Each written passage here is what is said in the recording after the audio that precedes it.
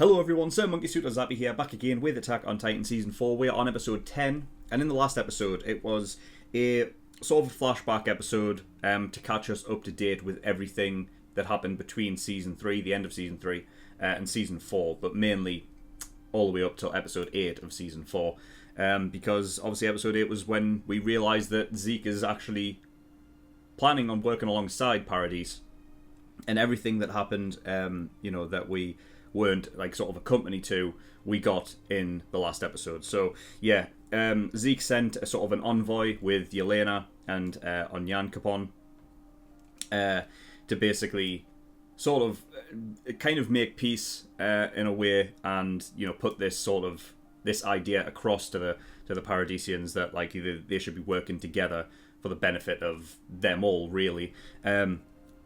So yeah, it was a really nice episode. It was a nice episode as well to tie off everything that happened with Sasha, and we got introduced to some new characters like Nicolo, for example, who I really like. I really like him as a character. I'm sure he'll turn up again. I imagine so anyway. But it's interesting, obviously, seeing the opposite perspective of like, over in Mali when you've got like the Eldians that are in their own sort of, their own liberation sort of like area, right, that they have, and they're kind of looked down upon in a lot of ways. But seeing it over on Paradise, where you've got the same kind of situation, but it's with the Malians instead, and then over the course of like those years that that took place after season 3 and the beginning of season 4, they've had all of that time to get to know each other and actually start becoming relatively friendly with each other. So yeah, it was just a cool little change of perspective episode, and I just really like the way that it was set up as well, with Armin narrating the whole thing like he usually does. But obviously we got that little tidbit at the end of the episode where he's actually been talking to Annie the whole time, which is really cool to see Annie again. I'm sure that there is some form of consciousness going on with her, like she's still relatively conscious. The question is to what kind of degree. And she must be like insanely bored in there if that is the case. I mean, what is she doing? Like, you know what I mean? She's doing nothing. She's just sitting there, So, fucking hell. If she is conscious, I mean, that takes a hell of a lot of willpower to just stay there doing nothing. I mean, I don't even know how many years it is at this point. It's a lot, though, right? Well, it would have been 4 years, I guess. Something like that. But yeah, so other than that, I don't think there's anything else to really talk about. There's still mixed feelings on the Gabby situation. I don't want to bring it up too much because it clearly like gets under people's skin, just the way that I'm talking about it, right? But there was a video that I watched recently on YouTube. You can go and find it if you search for it. It's basically an English veteran meeting a German veteran from World War II, right? So they have these two old veterans meet up, and they can, they can actually be happy with sort of, one another, and you have like, the English guy saying to the German, like, where it's like we're brothers, right? Because they understand the situation that they were in at the time, but both of them understand that at the time, you couldn't have this kind of relationship. So I want to, the best way I can describe it is for the people who have read the manga, right, have had time to adapt. Imagine the people who have read the manga at that time was World War II, right? And you had the two opposing sides, and, a lot of fucking vast majority of people have been told, hated Gabby for it, right, at that time when it came out in the manga, right? So imagine the manga readers, and at that point in time was World War II.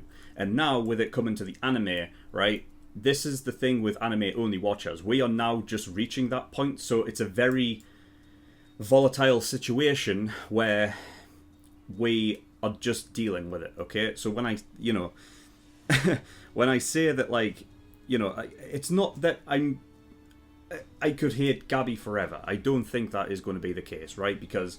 and in some capacity, this is where it's been spoiled for me, I think, is that, it's alluding to the fact that there is a turnaround for Gabby at some point, right? And it's the same situation I had with Hannes a long time ago in episode 1. I never felt like I could actually respect the character for what he became, because I kept having this discussion, this sort of argument with people in the comments that just wouldn't let the show tell me how I should feel, which is what makes it a natural, honest reaction. If I have people in the comments trying to tell me how to feel about something, it all gets mixed up and it ends up fucking up my, so, respectfully, please, just, I may say things where, like, if Gabby turns up in this episode, I may sneer at her a bit, okay? Let me do that. If her turnaround in her character comes around later on in the season, right, in the story, then that's the way that it was supposed to be written, and then therefore you have that sort of turnaround in a character. That's why character development is a thing, because you change your opinions on certain characters depending on how the story goes. I don't need people telling me why I should feel a certain way about a character, because the show is going to do it for me. Okay, that's the point. That's why that's the point in a reaction. Okay, so you have your opinion depending on what you've seen. If you've read the manga or anything like that, you've had your time to assess the situation and realize even maybe beyond that in terms of the manga, because it's pretty much finished at this point. Okay, so you've had all of this time, you've had all of this extra story that people like me, anime only watchers, haven't got yet. So obviously your perspective is going to be much different, but I would guarantee that a lot of you felt the same way that I do and some other people do about Gabby at this point in the story. Okay, so just let it go. Okay, if I sneer at her, listen, right, just have a bit of willpower to not talk about it in the comments. Okay, the show will help me deal with it. Okay. So anyway, yes. So yeah, go watch that English veteran and meets the German veteran video, because I think it sort of it makes a lot of sense. I think in the context of what is happening in the show, that's something that is an understanding and people can empathise with the situation. But at the time of when it was all going down, it's all a bit, like you couldn't trust each other then. Okay, so that's kind of the headspace I'm in with what is going on. That's so. Imagine me being English, I would be on the side of the English, but we understand that there were German soldiers in there that didn't, they didn't adhere to the Nazi regime, like they didn't really, they weren't totally behind it, but a lot of them were forced into it. There were Polish soldiers that were forced into it and everything, but they just happened to be on the other side. So yes, understanding that is one thing, but it's still a volatile situation right now where it's quite heated. But anyway, yes, that's enough talk, right? We've talked for 8 minutes, for fuck's sake, so let's just get into the episode. So yeah, episode 10. So the reaction will be here on YouTube as always, but if for whatever reason it gets taken down for copyright in the future, I will re-upload this as a discussion only video, and the reaction will be in the description below, okay? But yeah, as always, the full length to this episode is in the description below, so if you want to watch my full length reaction and not just the 10-minute cut version, then the offer is there for you. But yes, nothing else to talk about, so we're going to get in episode 10 and see what we get. So without further ado, let's go. 戦え戦えって戦え戦えって言ってたんだよね戦え戦えって How many times is I going to say that? Angie mad. 私は鏡に映る自分に話しかけたりしたことがないからさその髪型かっこいいと思うよ私はちょっと乱れてる感じなんか頑張って無造作に見えるような努力が伝わってくるし何しに来たんですか私は確信してた君がヒストリアを犠牲にすることはないって What? A sound argument. これからよろしくお願いしますいいや今後もお前らとの接触はない顔を見せたのは最大限の譲歩だ That really shows. 初めて外国の要人を迎えるのだからパラディ島唯一の友好国ヒーズル国その特使I knew it! I knew she was! I knew she must have been. I figured Mikasa must have something to do with it. その秘密はきっとこの日のためだこの印は死んだ母の一族から受け継いできたものです We've never seen that before. 私も自分の子に託すように言われましたおよそ100年以上前東人家の御親にあたる我が将軍家子息はフリッツ王家と懇意にしており、このパラディ島に投留しておられたのです。あなたは我々が失った一国の主を待つヒーズル国の希望です。That's insane. 我々は海でつながる世界においてよちよち歩きを始めた赤ん坊に過ぎん。今は黙って耳を貸すのみとしよう。 That could be the future for Mikasa, really. 本日 Couldn't の it? 両国にとって歴史的な日です。まずはこちらをご覧ください。これは Maneuver gear. Is that the one he took from こ Mike? の立体起動装置はパラディ島で開発された巨人を殺す兵器です。しかしこの兵器を動かすにはある特殊な燃料が必要です。それを彼らは氷瀑石と呼んでいました。未だパラディ島以外では採掘されたことがない未知の地下資源です。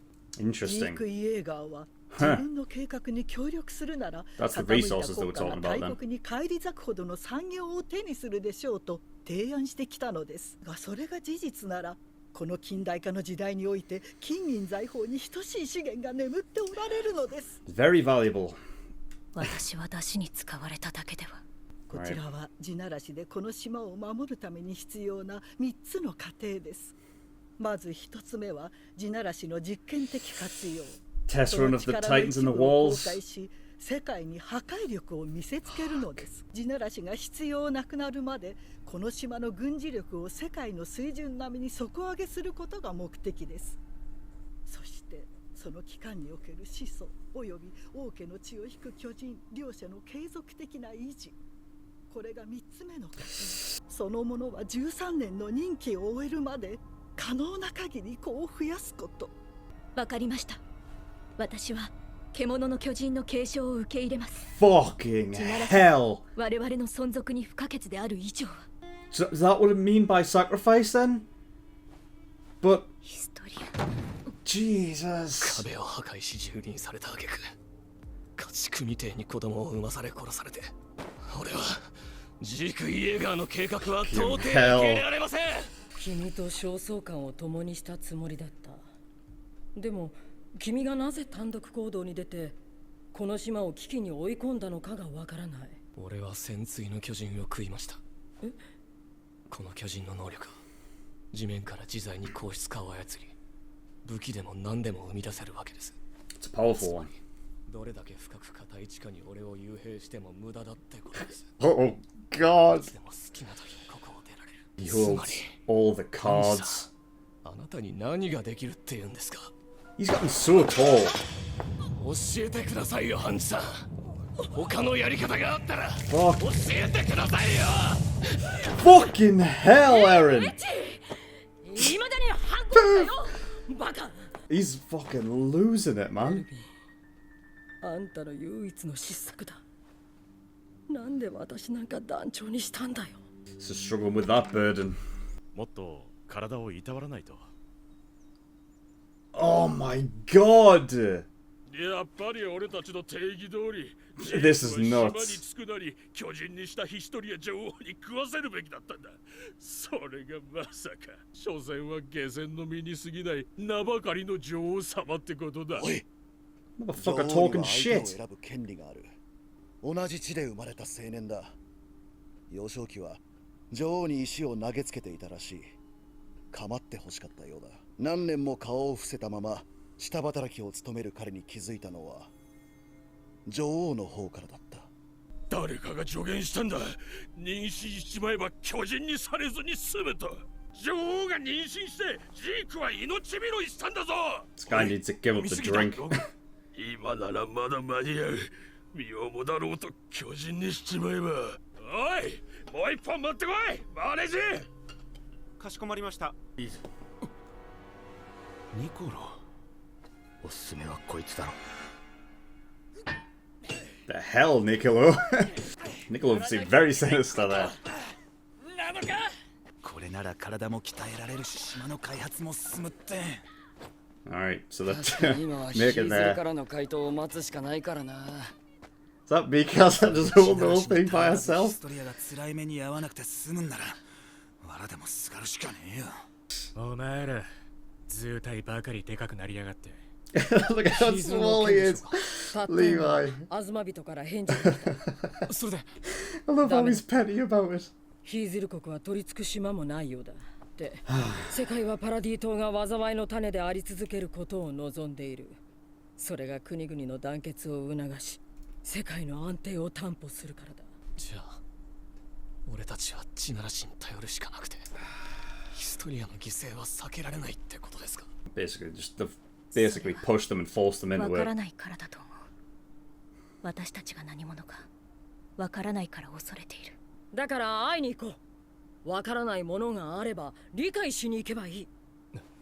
マーレに拠点を設けて潜入か。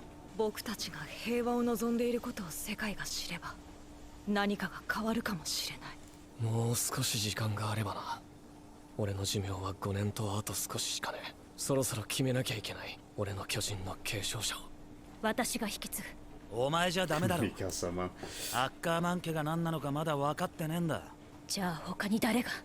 俺だ。まず俺はエレンよりはるかに頭がいい。いついかなる状況でも優れた判断力を発揮できる稀有な存在。そんなすげえやつを13年でミスミス死なすわけにいかねえだろ。アホか。あエレンの巨人は俺が継ぐから。な、それがいいだろ、エレン。よくないですよ。 These are sound バカ arguments. なんですよ。えじゃなくて、バカにそんな重要なこと任せられるわけないじゃないですか。私が継ぎますよ。実戦経験もあって信頼できるのも私たちくらいなら。エレンよ、セレレンじゃけどね。いや、バカには任せられないってお前が言ったんだ。 For fuck's sake. Just straight up call him an 俺よ idiot. りもバカなんだから、お前言ってることが矛盾してるんだぞ。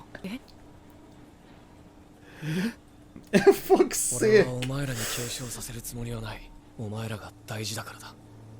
他の誰よりも。 Wow. I wasn't expecting Eren to actually come out and say that. はてめえ何赤くなったんだ。 Fucking どう hell. すんだよこの空気をよ。 I love this scene.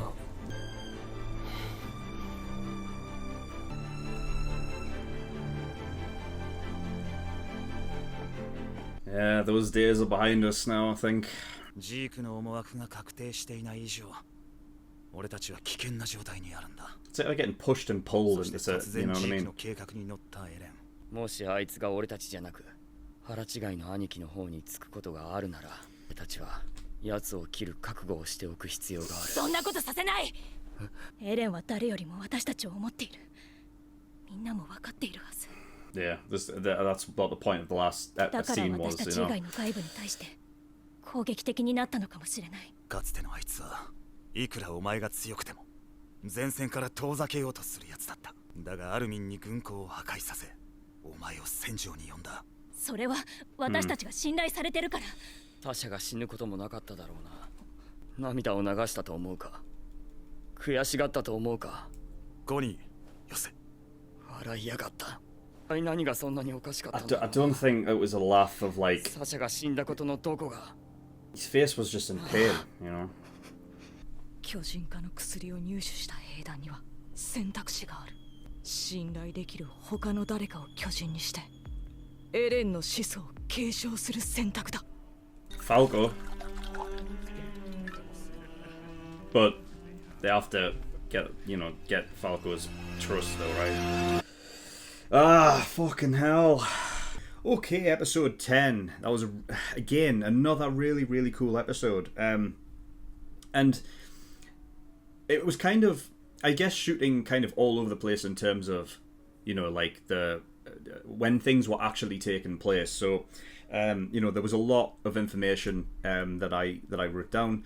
But if I have missed anything, I do apologize. So, I mean, I don't even... where do we start? I guess we start with Hizuru. So, yeah, Lady Kiyomi. I knew something was up with her in the previous episodes. It felt like whatever she... the way that she was acting with, Eldians, Udo in particular was one. And then the other one was... Before the attack was about to commence, she said something like, okay, shall we be leaving then? kind of alluded to the fact of like she knew something was going to happen, something was going to go down. So yeah, I'm glad that I called that out. I also can't remember if it was last episode, the episode before, something. I did have like an off, like, the cuff comment in one of my discussions in these past episodes that I wonder if if Mikasa had descended from whoever Lady Kiyomi was a part of, and that turned out to be true. So Hizuru, there was a shogun ruler who was pals with King Fritz. They often visited Paradis. He had a son, and then basically that was the descendant, like it descended down, and that's where Mikasa is.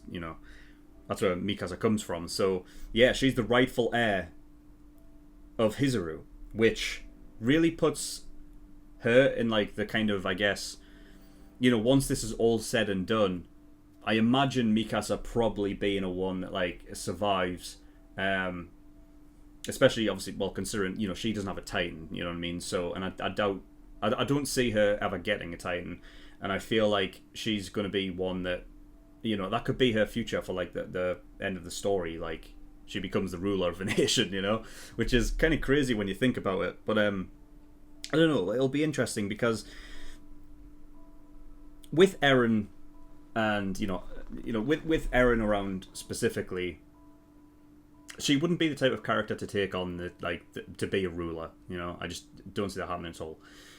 But once Eren is actually gone, she's gonna need some other reason to stay alive. And I think that if people are looking up to her as this ruler, it gives her some purpose, I suppose. You know what I mean? Because that's going to be one of the big things with Mikasa, is that once Eren's gone, like her sole purpose has always been Eren, and also Armin. But they've both got Titans now. Armin will last longer, but it's like eventually she's going to be on her own. So that could be a future for her, and it'll be interesting to see if that does actually come to fruition in the future. So she had a mark of like his Hizuru mark, which is these like sort of 3 katana blades that are like sort of like interlocking around in a well, as much of a circle as you can get, I guess, with these swords. But so that's that's their crest, and she's always had that, and I've just never picked up on it. I guess she's always wore like long kind of sleeve clothing, I guess, because now that I realize that is there, that it's been there the whole time, that I just like, I'm trying to recycle through my mind of any time like we've noticed, and what Historia said, like we've never seen it because she's never taken off her wraps. Like I can't even remember her wearing wraps. You know what I mean? Like, that's the kind of thing. Like, it was just such a... Like, I never expected anything to be... Like, there was no reason, I guess, to look at her hands, I guess. I guess there was never anything there. So it's interesting that that's just been there the whole time, and it's just like, until this moment, like, you're like, oh, fucking hell. Like, I wasn't expecting that, But that's been passed down because she is basically, that crest is like the telling sign that she is royalty, to some degree. So yeah, really interesting. But like, I mean, things took a really odd turn, like where essentially Hizuru is their key to the world, sort of. That at least that's what they were advertised as, I guess, with Zeke bringing them across, like like they hold the key to this potential future world peace thing, or how to to go through with this plan. They're a key part of it, right? But the thing is that it's so weird. Like, I was expecting her to be a really lovely kind of woman, but there is some like ill intent there as well, especially when she's sitting there licking her lips and shit. It's like, fucking dude, come on, man. It's like, the whole Mikasa heir thing, I feel like, isn't actually that important, at least to her anyway. She's only interested in the resources, right? And then later on in the episode, it's like they've kind of I don't know, they've been pushing and pulling, it feels like, it feels like at some point there was a, you know, like, originally Zeke and Hizuru were kind of, I guess, working together on this plan together, but that it seemed as though there was a split at some point, and now it's like Hizuru not getting what they want, because obviously Eren's like, you know, and you know, all of the scouts, it's like they refuse to sacrifice Astoria for this, so that, you know, they're going away, like, trying to do it, like, you know, a different plan, their own plan, so to speak, in order to save Astoria. But because Hizuru are not getting what they want, they you know, they're talking about like monopolizing the whole resources to, like, for themselves. Obviously, well, that's what monopoly is. And it's almost like they've forced. It sounds like they've forced Eren into a decision, and that is that Eren originally to work with Zeke. Because it's like they're like, you know, as Eren says, he's running out of time. You know, it's all like on the clock. So, you know, I figure that before the opening for this episode, Hanji was talking to Eren, and, you know, she said, "I didn't think you would sacrifice Historia." Now,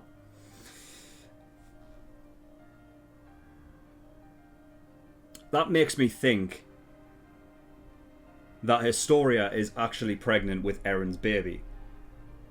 Because this whole story about a randomer that used to throw stones at her, that just reeks of, like, fake nonsense, you know? But also, why would Historia just randomly seek this person out? Like, it does not make sense to me. And with Hanji saying that I didn't think he would actually sacrifice Historia, I think the part in that was that he got her pregnant. So obviously that's the, you know, even though earlier on in this episode, like, Eren's like, oh god, now we've got to breed like livestock. He's always had this livestock kind of idea in his head because they've been behind walls and stuff, and he's likened them to livestock the whole time, you know. But in this regard, it's a different kind. It's like they're breeding like livestock just for this, you know, part of this plan is that the Titans need to be passed down and inherited by somebody with royal blood. So the only way that can happen is through Historia, right?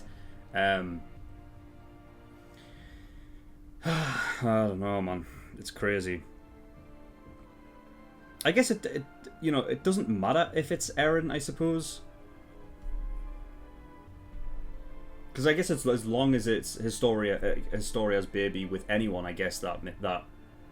Alright, I don't know, maybe it was a randomer, because at the end of the day, I guess it doesn't really matter.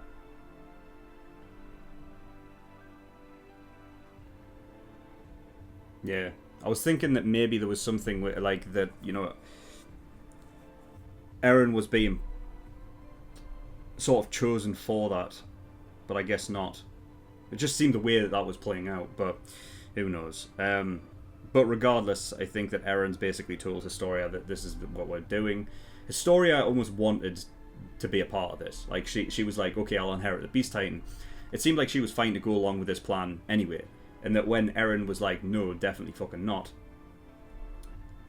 there was some tears in Historia's eyes. And it could be, you know, she's, you know, liking the fact that people are trying to save her, I guess. But also the fact of, like, Historia's, I don't know, I feel like, because Historia's always wanted to be a part of something and to help, you know what I mean? So I think that there was, you know, kind of like she was happy to inherit the Beast Titan, and then eventually, you know, we'd get in that cycle again of the Titan being passed down through, you know, the Fritz family, right? So yeah. So yeah, I mean, this is the thing, like, I may be wrong with the split between Hizuru and Zeke, but, you know, I don't know. It felt like Hizuru were, when they were saying that they were monopolizing the resources, that it felt like they were taking things into their own hands and just essentially just trying to force Paradis into making, like, you know, choosing that, like, you know, that decision and actually working with them, as opposed to trying to, you know, do something else that can save Historia, you know. But yeah, it's just a very interesting episode. It also said as well at the mid card as well that Hizuru flourished in weapons and aircraft, so I imagine that Zeppelin was given to them by Hizuru. I assume anyway, you know. What else? There was so many good scenes, man. Like, yeah, so the scene, like, this episode really was such an interesting one for Eren, man, because he was in like so many different states, you know, and it really like showcases like how, you know, like he's changed as a you know, as a character, and how his personality's kind of like, you know, grown because of all of this. And it feels like, I think it was just a case of Eren's just running out of time, and this is the only, it feels like we have to make a choice now, you know, which is why he's always going out on his own, and he's like kind of, he's forcing his own plan seemingly alongside Zeke just to get something done, you know. But I love the different stages that you see him at. So, like, you know, big one is when he's obviously in the cell, right, and Hanji's talking to him, and all the fact that she's just constantly saying Tatakaya, right, like it's just saying it so many fucking times. It's like she's purposely just trying to get under his skin, you know. I guess just to see where he's like at mentally, I suppose, to kind of keep kind of tabs on him. But the way he comes back at her, man, like, you know, I think the idea of him saying Tatakaya into the mirror is him looking at himself, telling himself to fight and to keep moving forward, right?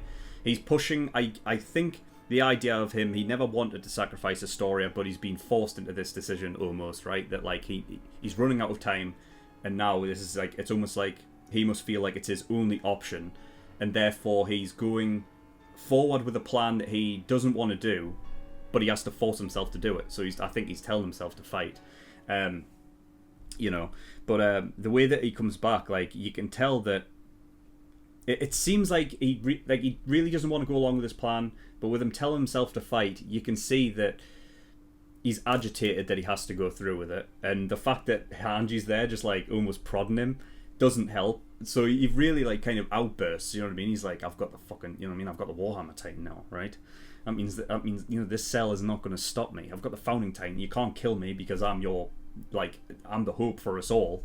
So what are you going to do, right? He fucking grabs her, like, you know, right up against the bloody, you know, the fact that like he was on that like tipping point of transforming, but that he was able to turn it off is scary. Like, that, how much control he's got now, that he can actually use it as a vice to, like, you know, almost like to get his own way, you know.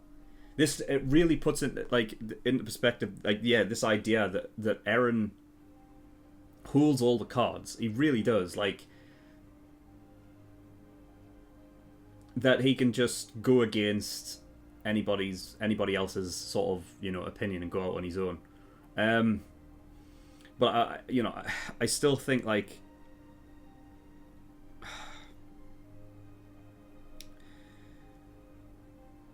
I still think it's something he doesn't want to, but he feels he has to, right? I think that's just what it is. So it's tough, you know. It's tough, and it's just interesting seeing his scenes in this episode. Another one was the who's going to inherit, you know, his Titan. That scene was great. I loved that scene where you just had the crew talking about, you know, and they all, I'm thinking that this is why this episode's called a sound argument, because they all make valid points, right?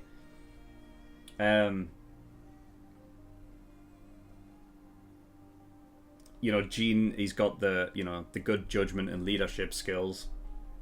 So for someone like that to have that Titan would be good. But then Connie makes a great point as well, saying that, you know, that can't be wasted in that time frame. It's better off if you live beyond that and continue to give us your good judgment and leadership. And Connie's like, give it to an idiot like me, and it'll be like, I guess he just, you know, kind of takes orders. He doesn't, you know. But that's the thing, is like, the thing with the Attack Titan, with that being, you know, because that is one of the Titans that is that Eren has, that's the one that's always pushed forward and moved forward. So it feels like you have to have somebody with that mindset, because they did kind of beat that idea into us at the end of season 3. You know, this Titan's always pushed forward. So, you know, but yeah. So then Connie makes a great point, and then and then Sasha, bless her, makes a great point as well. Like, you know, you don't want to give it to an idiot. And then Connie comes back and says, like, oh, you're more of a bigger idiot than me. And they're like, ah.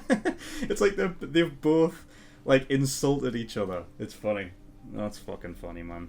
You know what that scene really, really helped with? Like, that really helped, like, the tone about that scene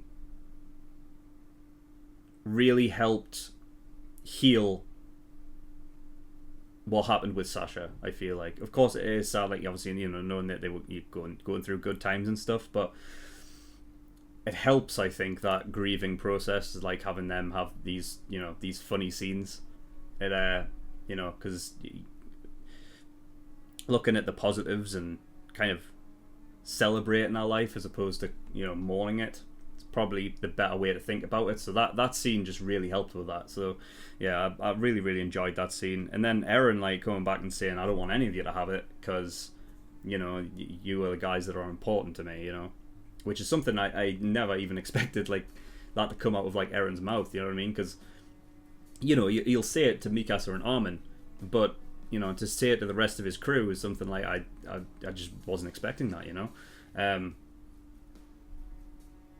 So yeah, that was really interesting. And then immediately after that scene, it goes into, you know, another time frame, which is obviously after Sasha's died and everything. And I think this is taking place around the same time that Eren's in the cell down with Hanji and everything, so it's around that time anyway. You know, that Connie, you know, comes out and says that, you know, we'll have to be ready, like, he's siding with Zeke over us, we'll have to be ready to cut him down and everything. And, you know, this all comes down to, he's still, you know, Connie's still in that, like, emotional state, you know, where he's, you know, blames Eren for, you know, Sasha's death because he went forward with this. The scouts came in to assist, and, you know, Sasha died in that operation. And Gene said something similar, obviously, a couple episodes ago as well, like, immediately after Sasha's death, he literally said that to his face. But Connie obviously brought up this point of, like, did you notice he was laughing? And I think, you know, I'm not gonna berate Connie because he thought that he was laughing, but he was he was over there, like, you know, in terms of, if you were to look at it from his point of view, he would be seeing Eren. You probably, like, heard him, like, laugh. Well, obviously he did, but he wouldn't be able to see his the face he was making. His hair was covering it, and for the benefit of the, like, you know, for the benefit of the viewer, we were shown his actual face, which is the pain that was on his face, right? Which is why I think that, again, Eren is going through with a plan that he doesn't want to, but he feels he has to. So it's like he has to take on this burden of being this bad guy, you know? So, yeah, so I'm not going to berate Connie for his, you know, for his comments on the fact that he thought Eren was laughing, because he's still grieving and he couldn't see what we saw, you know? So, you know, but we know that Eren was clearly hurt by that, right? Remember, like, I think it was on purpose that you had the previous scene, that very wholesome scene where he's telling them that they are important to him. I think it was on purpose that was directly before this scene, right? Because it's supposed to amplify this fact that Eren, whatever plan he is doing on his own with Zeke or whoever, I'm positive that he's doing it for the greater good and the outcome of his comrades, right? I don't think he's going like, you know, completely selfish and doesn't give a fuck about them. You know what I mean? But again, like with the, you know, this is the great thing about this show, is that the titles of the episodes always like have double entendres and meanings and different things that you can apply the title to during the episode. So another one is that during that scene, Jean makes a great point, which is that previously he would not want Mikasa or any of them out on the front line attacking, and that during this operation in Liberio, he essentially needed Armin to be the Colossal Titan to blow up the port, and he needed Mikasa there to help take on the Warhammer Titan, so that he, you know, essentially what Jean was saying is he dragged them into it, when beforehand he wouldn't have done that. But again, it's like this whole idea of like greater good to try. Like, I feel like that's what Eren's doing. Whatever plan he's got, I think it's he's thinking that it's for the benefit of his comrades. So, you know, we'll see. But yeah, this sort of like all around, like just watching like Eren in all these different states in this one episode was really, really interesting, really cool. But yeah, you got Hanji feeling the burden of leadership, you know, which of course is interesting. There was a moment where Levi, like, you know, kind of was a bit, I guess, startled at what Hanji had to say, and I don't know if that was just down to, like, you know, Levi not totally sure in the idea of what plan they were going with, or not. But you know, yeah, maybe it's I don't know. Is Hanji the best person for the job? I don't know anybody else really, I suppose. Jean might be a good fit, but then, you know, he's still, I guess, relatively, you know, newer in terms of, you know, he does have experience, but I don't know if it's to that degree yet, you know. If anyone was to take over Hanji, then maybe Jean then, but, you know, we'll see. Speaking of Levi, I love his petty little comment about height, because they've all grown up, and he's just like, oh, yeah, it's like you're growing too tall now, and they're all just so high above him, man. He looks so small, fucking hell. But, you know, it's not doesn't matter about height, because he's the biggest badass, so, you know, it makes no odds. But I found it funny. So yeah, what else? Yeah, there was a random scene in the middle of the episode where it looked like a Titan that looked like Pixis was about to eat Historia that was being sacrificed. What the fuck was all that about? Why did it look like Pixis so much? Pixis has got the yellow eyes, right? The Titan had yellow eyes, and he was bald. Why did it look like Pixis? Because I don't. That was such an odd thing. And this is the thing as well, is like this whole, like, what sacrifice of Historia means that she gives birth to somebody who eventually can take over the Titan, right? But that sacrifice only matters if, obviously, well, you know, well, it has to be passed down to someone with royal blood, so inevitably it would have to go to Historia anyway. But that would be still further down the line. Like, the kid will still have to grow up and everything, you know what I mean? So there's still, like, you know, like, it's not like she's going to be, you know, I guess the sacrifice is, like, sort of meant in time. Like, once you know, become a Titan and you get the, you know, the shifter, that's it. You don't get any more time than 13 years. So, you know, it's kind of like a sacrifice for down the road kind of thing, I suppose, is what it means, you know. But I mean, fuck. Because as of yet, yeah, Zeke is still alive, right? So Historia hasn't been turned into a Titan, hasn't Edom yet. So, you know, the sacrifice still has not happened yet. And we still don't know what the hell's going on with that.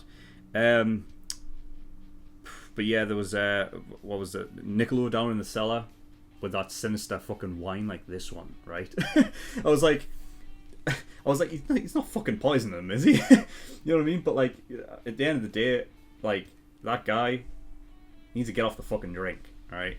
Because he was annoying me, you know? Yeah, so fucking hell, what else? Yeah, so they had obviously the three sort of things that when they were given, like, you know, going through the deal and everything like that, there was 3 things that needed to happen. So there had to be a test run of the Wall Titans. It's insane. They haven't done that yet, right? At least as far as we know, anyway. In terms of like the time scale, you know, that the next episode may go into it again a bit more. So they wanted a test run of the Wall Titans. The Paradise military must be strengthened until the Wall Titans are completely unnecessary. So, okay, all right. And yeah, they passed down the inheritance through the royal bloodline. Yeah, so other than that, there was the meeting between Zeke and Kiyomi that happened earlier in the time span. That Zeke showed Mike's ODM gear that he took from him in season 2, and you know, showed it to Kiyomi, thinking that obviously Zeke somehow knew that, you know, that Hizuru and, you know, the Eldians were friends and like sort of allied with each other. And Lady Kiyomi seems to have kind of understood what it was. And I think this is the first time that they've talked about the actual resource, which is Iceburst Stone, which is what they use for fuel when they're flying around in their ODM gear, which, yeah, I completely forgot about. Like, I guess I just never even thought about like what they were using for fuel, right, in those things. But the Iceburst Stone, that's how it works. So it's interesting, like, if they're using that in, you know, their ODM gear. I don't know if they're using it in like that train that obviously that they were creating a track and they were on a train. I don't know if they're using that to power it, but this resource is incredibly valuable. And imagine applying that to everything else. Like, whoever gets a hold of it is going to be really well off. So, you know, they're all going to be fighting over it. But yeah, I mean, I remember like way back when they were talking about, like, you know, the resources under Paradise are very valuable, and it was kind of like it didn't seem as an important comment back then as it does obviously now. That it was just like, this would be a reason why people are trying to attack us, to get the resources underneath, right? But yeah, just really, really cool. And yeah, I mean, that's pretty much it. That's all I've got, I think. You know, I apologize if I've missed anything out there. But yeah, I mean, there was a moment as well, like, where I think it was just after they were setting up like the train thing and whatnot, and Hanji was, you know, like talking to them about like trying to go on like with their own plan and whatever. And Mikasa was actually the one that's like kind of stood forward and kind of, I guess, was being the voice of reason, which I guess makes sense considering it's like her like, you know, ancestry and everything. That she would have something to say about it. But it's interesting because normally she wouldn't say anything. But that's why I'm thinking that maybe in the that is her future, that she does actually become the ruler of Hizuru. Because that was something I feel like she would have never done before. Like, she had something to say about it because it was her people, right? It's her people that they are discussing matters with. So, yeah. But a very, very cool episode all around. This show just never fails to like intrigue me. Everything is always so interesting. Like, all the information to learn is so fascinating, man. This could easily just be the best anime that's ever been that ever existed. It's that good. It's so good, man. But yeah, I mean, that's all I've got. So again, I apologize if I've missed anything, but that is all I've got. So thank you for watching. In the description below, I have links to certain things. One of them is the Discord, so you can get stuff over there if you wish. There is also a link to my Patreon page as well, so if you don't support me on Patreon, that'd be very much appreciated. There is a bunch of different tiers and rewards there, like early access, $5 a month gives you access to shows a week early. There's the full length tier, which gives you access to full length reactions, so if you want to see my reactions in full and not just the cut 10-minute versions, including this episode, then that is the one for you. And there's also the exclusive tier as well, which is the full length movie reactions and everything like that, which are coming up very, very soon, so keep a lookout for those. But that's all I've got, so thank you for watching. I'll see you all next time. Bye bye.